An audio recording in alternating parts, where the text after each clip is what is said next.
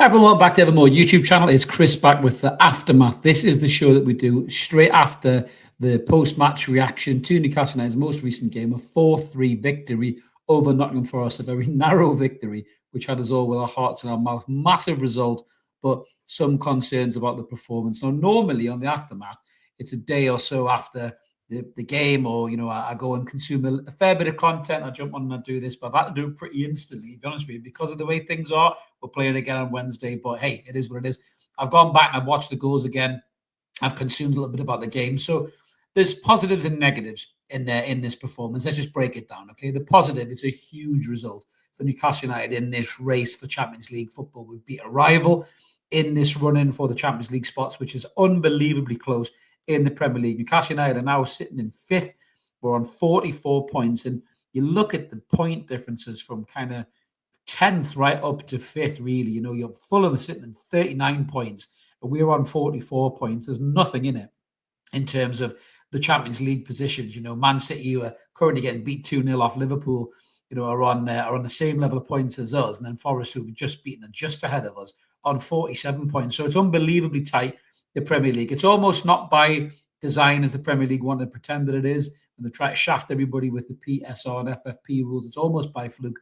But that cluster of teams kind of from 3rd down to 10th can seemingly beat anyone at the minute. They can beat each other. 1 minute they're class, next minute they're shite. You can't really tell. I mean, I'd hate to be someone who has an acca on these teams. Bet responsibly if you are, because you'd be tearing your hair and you'd have to wear a cap like me. But Newcastle United in this game, it really was a game of two halves. There's no doubt about it at all. And in the first half, the way that the lads responded was excellent. We went a goal down, shocking bit of play from Jacob Murphy, who was a little bit poor today.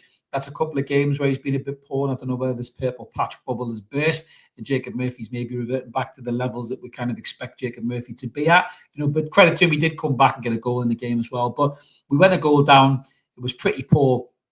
I'll get into the goalkeepers in a minute. But it was good to see the lads rally back. And when we turned it on, we were excellent. We really were. We blew Forest away, with the quality on the ball, the pace, the transitional play of Joe Willock, of Gordon, of Lewis Hall in the overlap, of Alexander Isak. Excuse me, I've got itchy nose. Getting through to the into their box and taking the chances was absolutely incredible. Huge big shout out for Lewis Miley, who again is a massive positive. I mean, you know what a fan I am of this kid. Mark even told you I was part of his fan club underneath on the last video, but he's such a good player.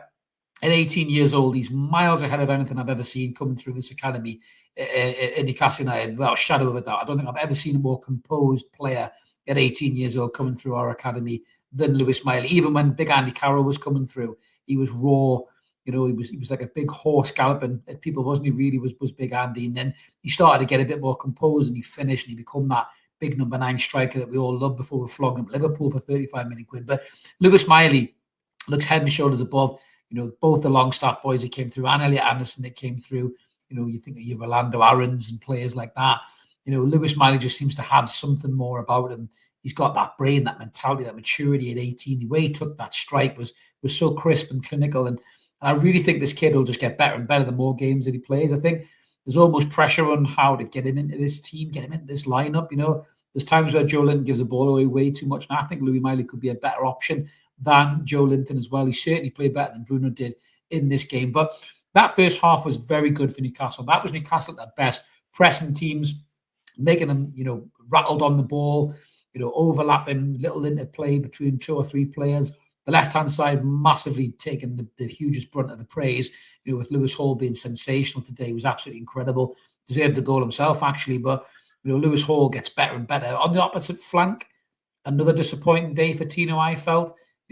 All right at times defensively, but then shaky, not very good going forward. It's almost like Lewis Hall excels and Tino Livramento regresses a little bit through games, and that's a bit of a concern for me, because I just don't think Tino's training on as well as Lewis Hall is on the opposite side of the park. So that's something that Eddie Howe and Jason Tindall have got to work on in the dressing room. But the second half was like night and day. It really, really was. You would have thought that the lads had just finished and fucked off for the day, and you just got a bunch of lookalikes to come and play in the second half. That's how bad we were in the second half. But where was the biggest issues? The biggest issues were things that we point out week after week. Things that Newcastle haven't addressed, things that a lack of activity in terms of player incomings and outgoings is showing. The defence, again, look very suspect, old, tired, fatigued, heavy-legged, bad position sense, breathing out their arse in the shape of Share and Burn. I thought they were really, really poor, certainly in the second half. Burn, who's had a better season than most of us thought he was going to have, really giving the ball away a lot to Lewis Hall, pulled about the shit a lot, as did, Joe Willock, who, again, looked really, really good in the first half. That was good. If Joe Willock can keep that consistency of play up, he's an important player for us in the run of these games, which I'm going to talk about in a second, in the shape of the aftermath. But really concerning with the defence. But what was even more concerning is the goalkeeper situation. Now, Martin Dubravka's come in since Nick Pope's been injured. He's been brilliant, Dubravka. He's earned that new contract. Whether he stays or goes remains to be seen. You never know with contracts in football. Big Andy Carroll, as I mentioned, signed a new contract, was all over Sky Sports, and he was sold 2 weeks later. But Martin Dubravka, reactions, his ability with his feet, he's just seemed to bring a calmness to the defence. Nick Pope was back in today. We all called it. Most of us called it, whether you agree or disagree, we called it was going to happen. And Nick Pope looked abysmal against Forest. He really, really did. The first goal, he's gone off for a hot dog somewhere. Yes, Jacob Murphy's give the ball away and put everybody under pressure, but Pope's nowhere near it positionally. Then the other goals Forest scored, the Milekovic one, I think it was, he's just rooted to his line. He's got time to come out and get towards the ball. Even if he makes an attempt to move, I would have given him a bit more credit. The third one that goes in, he does this weird kind of delayed dive, like the ball's in the back of the net, and he's dove for it to make it look like he's tried, and he just looked really shaky. He looked really shaky, coming for things. He looked shaky coming off his line. He looked shaky in the box. His distribution was poor, and I don't know whether it's down to rust or whether he's just, he's really off form, Nick Pope. And if it was me, I'd be bringing Martin Dubravka back in for Liverpool. I just think he's a more better rounded goalkeeper right now. There's no surprise to me. There's talk about Trafford coming in the summer, because I think we are in a situation now, despite having loads of goalkeepers, where the goalkeeper situation is definitely in need of repair. We don't seem to have consistency in between the sticks. Ruddy's more or less a coach. Vlachodimos was just part of the Anderson deal that had to be done to balance books. Pope, these injuries have definitely taken a toll, and Dubravka signed a new contract. And he obviously talks about staying here, but it's no surprise they're talking about bringing a new goalkeeper, because that was poor today. A stronger goalkeeper. And Nick Pope 2 years ago, we don't concede those goals. Nick Pope used to keep us in games. Now he's a bit of a liability at the back. So that is a huge concern for me. But the result was massive in the race for this Champions League. But the in-game management is concerning. Some people are blaming Howe for this. And I understand why. I'm not going to put it all on Howe for this. I'm going to put it on the players, because the players were 4-1 up. And they could have managed that game a shite side better than they did. It was really, really poor. And I'm talking senior players too. I'm talking Bruno Guimaraes losing the ball, falling over wanting free kicks every 2 minutes. Fucking terrible. But there's nobody on the pitch to bollock him, because Bruno's the captain. People are talking about Trippier bollocking him. Trippier's great at that, but Trippier's legs have gone. Trippier can't play in games like that with that intensity, that speed run at him, because he'll just go missing. And it's not gonna work for Trippier. So that's a real concern. The lack of leaders in the team and the lack of voices in the team when things start going wrong is a big concern. When the young players like Lewis Miley and Lewis Hall are the top performers at 18, 19, way above their senior colleagues, then that's a concern. They need to look at themselves as players. But the issue that I had with Howe was he'd made the subs far too late. The game was growing stale. Forest were growing at the game. We didn't have anything going forward. He brings on Barnes and Wilson, I think 70th minute mark or something like that. Probably could have brought them on 10 or 15 minutes earlier when the game was just starting to get out of control for us.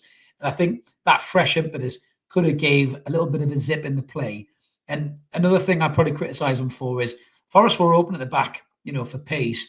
And Willis Sula has pace, and he's very unpredictable. And I would like to have seen Sula come on. Murphy was having a fucking mare. I know they took him off in the end, but big respect to Murphy for bigging up Harvey Barnes when he come on. Harvey Barnes didn't really do a great deal, to be fair, Jacob. But Chile was a bit wasted there. But Harvey Barnes is a strange one. I think he could be potentially moved out in the summer. Obviously, if nothing happens to Gordon, that is, because Barnes has been pretty poor for us, I think, in the main this season. He's had a couple of nice, moments and some screamers early on the season, but generally injured and inconsistent. But that's the problem that we had. We didn't make a positive change. We didn't make it at the right time. And that concerns me, because if you're in front of the game against teams that can go back at you like Forest did, because they've got some excellent players, Morgan Gibbs-White, Alanga, Elliot Anderson there, Chris Wood, some good players, and they don't give up. Forest, even though they were 4-1 down, they were going for it. And to be honest with you, Forest were probably good for the draw. And Newcastle are very fortunate to have got out of that game with a 4-3 win. The work was done in the first half in that little moment, that window of quality play where everything went right when it needed to go right. But it is a concern that the in-game management, the mentality of players and senior players too, players well in their 30s, didn't seem to be there for the second half of that game. That is a concern.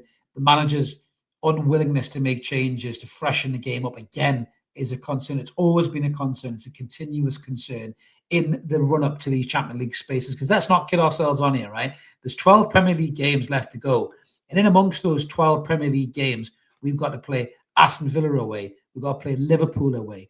We've got to play Chelsea. We've got to play Brighton. We've got to play Man United at home as well. We've got Arsenal away. Everton, the last game of the season, who are picking up a game since Moyes has come back. These are not easy games. 12 games left to go in the Premier League. These are not easy games. And Newcastle have to find a better way to manage games than they did in this Nottingham Forest game.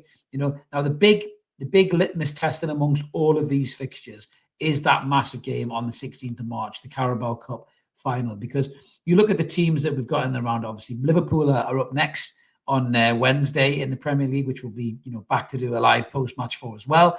That's a good dress rehearsal, I suppose, for the cup final. We should hopefully put in a good performance against them, because if we get smashed off them, it'll go one of two ways. Either Liverpool will think, well, shit, and not show up in the final, which is very unlikely, or it'll dampen the confidence going into the West Ham game. So you look at West Ham, you think that's a winnable game, but they got a great result against Arsenal. They'll be buoyed with confidence as well. Jared Bowen's a threat still. They've got some decent players in that team. West Ham beat us at home as well, so that's not a given. We've got Brentford at home, with likes of Mbeumo and Wissa. Dangerous team. Leicester City away, you think, yeah, fighting for the lives, but you'd like to think there's points there. Man United, depending on which Man United shows up. St James's Palace at St James's Palace are very good travellers. Villa away is a massive Champions League decider on the 19th of April. So there's some really, really big games. And our squad is threadbare. It's really threadbare. For me, it's a big concern that there's nobody really to come on. There's nobody to come on into the squad to add a freshness into it, really. And that is a concern. And I think that's something we have to manage through. Look what's happened. We've had a couple of injuries to Tonali and Joe Linton, and the squad has been really thrown out in terms of the balance of the squad, which is a concern, really. But in terms of the positives, the result is a massive positive in the game. There's no doubt about that. But the performance definitely, leads to some question marks, certainly in the goalkeeping status and in the defence as well. And I just hope that we've got enough to get big results in these fixtures coming towards the end of the season to get that Champions League spot. If we win that cup, it's a successful season no matter what. But that is a concern for me, that the issues that have been here for a while are still here, haven't been eradicated.